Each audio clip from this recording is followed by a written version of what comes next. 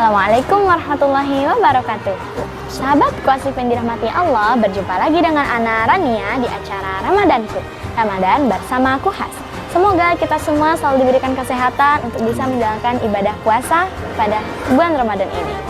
Kali ini kita akan berbincang tentang permasalahan Ramadan bersama Abah. Ya. Assalamualaikum Abah. Waalaikumsalam warahmatullahi wabarakatuh. Ananda. Apa kabarnya Abah? Alhamdulillah sehat Ananda. Terima kasih Abah Ya, atas sama-sama. kedatangannya bisa hadir di acara Ramadanku, Ramadan bersama Kuhas. Rania lagi-lagi mewakili sahabat Kuasifin ya Abah. Silakan Ananda. Ada banyak pertanyaan ya Iya, Abah dari silakan. sahabat Kuasifin. Silakan Ananda. Pertanyaannya itu, apa ya Abah hukumnya jika kita membuka warung makanan di siang hari saat sedang berpuasa, tapi dengan niat untuk mencari rezeki Abah karena tidak ada penghasilan lain? Baik, Ananda. Baik. Subhanallah. Pemirsa yang dirahmati Allah SWT dan Ananda Rania, pertanyaan bagus. Bagaimana Ustaz hukumnya membuka warung makan di siang hari bulan puasa? Mencari rezeki adalah bagian daripada ketentuan dan ketetapan Allah. Fa idza qadaytumus sholata fantashir fil ard wabtaghu min fadlillah. Ketika engkau telah melaksanakan ibadah, ketika engkau telah melaksanakan sholat, fantashir fil ard, bertebaran di muka bumi untuk mencari keutamaan dan rezekinya Allah SWT. Karena kita disuruh untuk mencari rezeki di muka bumi. Silakan, tidak ada larangan dalam agama kita. Karena memang banyak sekali rezeki Allah yang terhampar di muka bumi. Tinggal yang kita cari yang halal, yang baik. Nah pertanyaannya Ustaz, bagaimana dengan keadaan bulan puasa? Kan kita tidak makan, kita tidak minum, kita tidak, ya makanlah kira-kira begitu. Tapi kita buka warung di siang hari, maka ulama menyatakan sesungguhnya tidak ada larangan. Yang dilarang adalah ketika kita buka maksa orang makan, itu tidak boleh. Yang membuat larangan adalah karena memaksa orang makan. Tapi kalau kita membuka, apalagi kita membuka, karena namanya bulan puasa ini walaupun kita puasa, ada juga yang tidak puasa. Di antaranya kita di Indonesia bukan hanya agama Islam, ada agama lain yang juga tidak puasa. Ditambah lagi ada yang musafir dalam perjalanan atau mungkin dalam keadaan sakit atau dalam keadaan perempuan yang haid atau nifas, itu semua tidak puasa. Mereka juga butuh makan. Maka ketika warung ditutup, khawatirnya mereka tidak bisa makan. Nah kan gitu. Jadi maknanya bahwa membuka warung di bulan puasa selama tidak memaksa orang lain yang puasa untuk makan, maka tersebut dibolehkan. Karena sesungguhnya, pemirsa yang dirahmati Allah, pasal buka warung, pasal makanan itu sebenarnya bukan pada pandangan kita, tapi pada iman kita. Kalau kuat iman kita, insya Allah tidak akan tergoda. Sama yang sering Abah katakan, pemirsa dan Ananda. Misalnya ada seorang jomblo, ya laki-laki yang mungkin belum menikah, lewat perempuan. Secantik apapun perempuan itu, ketika imannya kuat, tidak terganggu dia dengan perempuan itu. Kenapa?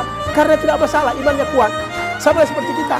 Ketika kita puasa, ada orang buka warung, tak hal, nak buka orang makan sebanyak-banyak pun dah, karena iman kita kuat, tidak terganggu dengan itu. Jadi bukan karena warungnya, tapi karena iman kita.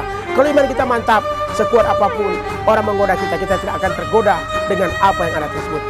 Apalagi alhamdulillah, saat ini Ananda Rania dan pemirsa, pemerintah membuat aturan. Nah, di antaranya di Jambi dan juga di beberapa tempat.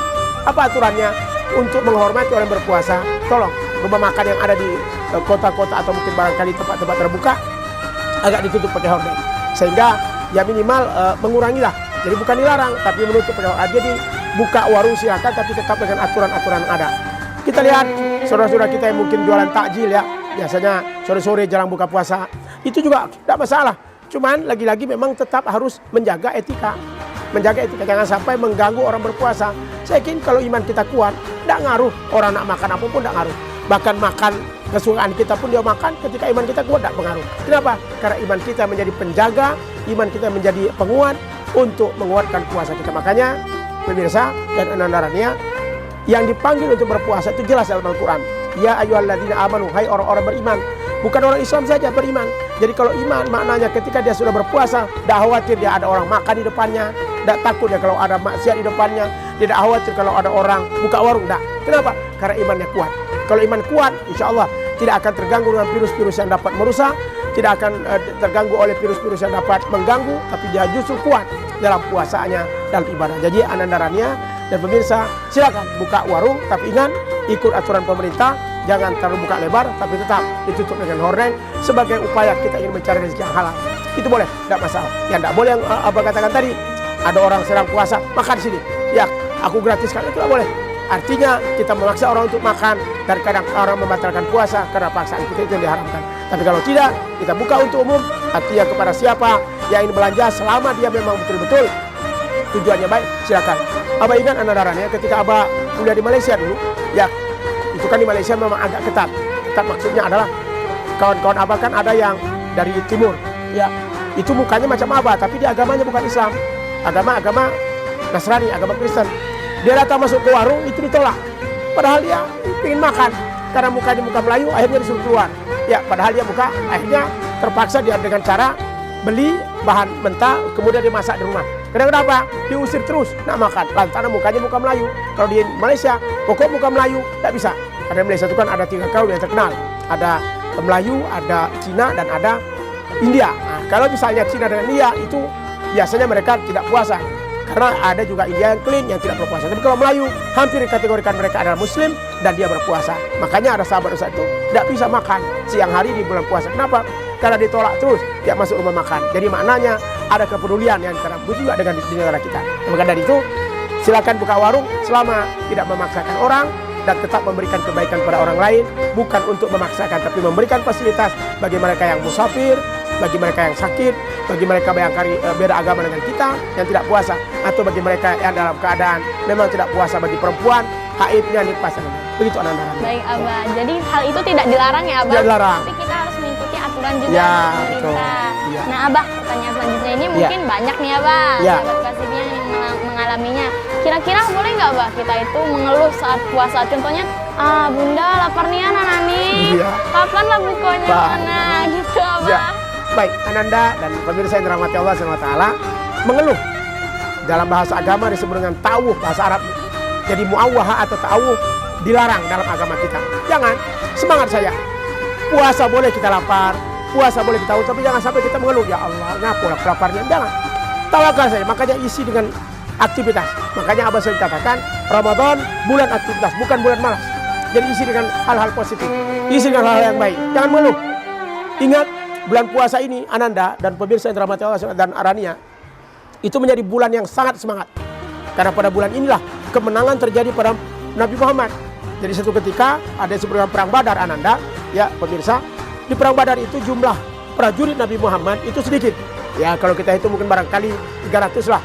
Kemudian sementara kaum kafir Quraisy ketika itu musuh Nabi Muhammad, musuh prajuritnya itu sampai 1000. Jadi bandingnya jauh sekali.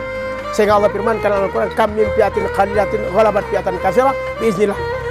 Berapa banyak satu kelompok atau satu pasukan yang sedikit tapi dapat mengalahkan pasukan yang banyak. Kenapa? Atas izin Allah SWT.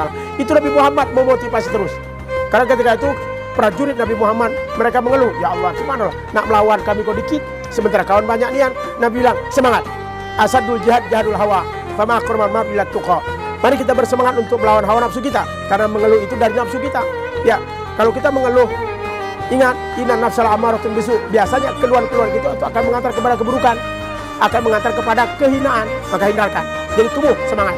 Karena apa? Al-mu'minul qawiyyu khairun minal mu'minil dhaif. Mukmin yang kuat itu lebih baik daripada mukmin yang lemah.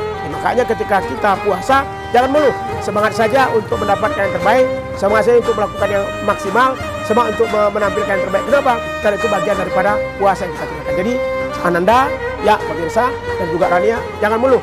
Wah, dekat beduk lah mengeluh. Kau mengeluh, pokok jangan. Kita harus semangat. Begitulah kita ambil pelajaran Nabi ketika perang Badar. Para sahabat mulai agak, ya namanya juga wajar lah ya pikiran manusia. Kita cuman, misalnya kita cuma 3, kawan 10, cuman kita bisa menang.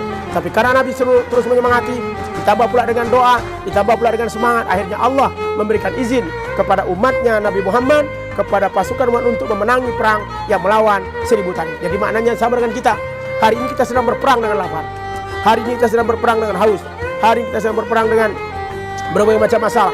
Nah, ketika kita semangati diri kita, semangati jiwa kita, insya Allah kita akan menang untuk melawan segala. Yang penting jangan ada mengeluh, karena mengeluh akan menurunkan semangat kita untuk beribadah kepada Allah. Begitu Ananda. Baik Abah, jadi lebih baik mengeluh itu ditinggalkan. Ya. Mengeluh itu juga nggak ada manfaatnya, Betul, kan betul, Abah? Ananda, ya. Baik Abah, terima kasih Abah. Sama-sama, Ananda. Atas penjelasannya itu sangat bermanfaat sekali bagi kita semua, terutama bagi Anda pribadi. Ya. Baik pemirsa, demikian perbincangan kita pada kali ini. Tunggu kami di episode selanjutnya. Jangan lupa like, share, and subscribe.